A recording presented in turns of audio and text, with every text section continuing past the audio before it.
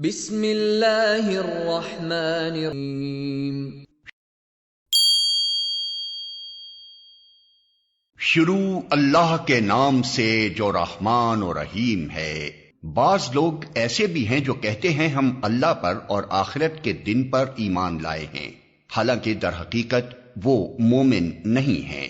وہ اللہ اور ایمان لانے والوں کے ساتھ دھوکہ بازی کر رہے ہیں، مگر دراصل وہ خود اپنے آپ ہی کو دھوکے میں ڈال رہے ہیں اور انہیں اس کا شعور نہیں ہے۔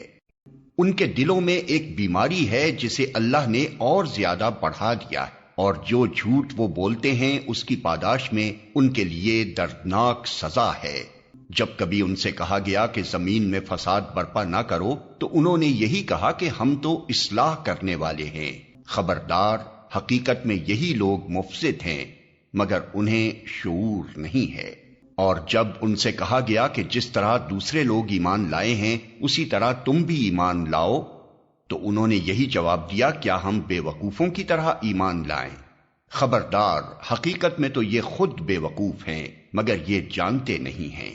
جب یہ اہل ایمان سے ملتے ہیں تو کہتے ہیں کہ ہم ایمان لائے ہیں، اور جب علیحدگی میں اپنے شیطانوں سے ملتے ہیں تو کہتے ہیں کہ اصل میں تو ہم تمہارے ساتھ ہیں اور ان لوگوں سے محض مذاق کر رہے ہیں۔ اللہ ان سے مذاق کر رہا ہے، وہ ان کی رسی دراز کیے جاتا ہے اور یہ اپنی سرکشی میں اندھوں کی طرح بھٹکتے چلے جاتے ہیں۔ یہ وہ لوگ ہیں جنہوں نے ہدایت کے بدلے گمراہی خرید لی ہے، مگر یہ سودا ان کے لیے نفع بخش نہیں ہے، اور یہ ہرگز صحیح راستے پر نہیں ہیں۔ ان کی مثال ایسے ہے جیسے ایک شخص نے آگ روشن کی، اور جب اس نے سارے ماحول کو روشن کر دیا تو اللہ نے ان کا نور بصارت سلب کر لیا اور انہیں اس حال پر چھوڑ دیا کہ تاریکیوں میں انہیں کچھ نظر نہیں آتا۔ یہ بہرے ہیں، گونگے ہیں، اندھے ہیں، یہ اب نہ پلٹیں گے۔ یا پھر ان کی مثال یوں سمجھو کہ آسمان سے زور کی بارش ہو رہی ہے اور اس کے ساتھ اندھیری گھٹا اور کڑک اور چمک بھی ہے۔ یہ بجلی کے کڑاکے سن کر اپنی جانوں کے خوف سے کانوں میں انگلیاں ٹھوسے لیتے ہیں، اور اللہ ان منکرین حق کو ہر طرف سے گھیرے میں لیے ہوئے ہے۔ چمک سے ان کی حالت یہ ہو رہی ہے گویا عنقریب بجلی ان کی بصارت اچک لے جائے گی۔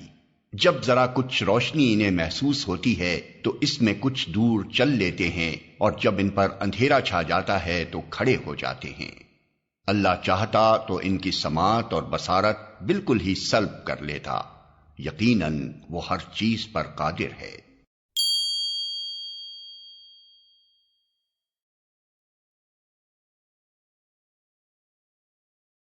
All across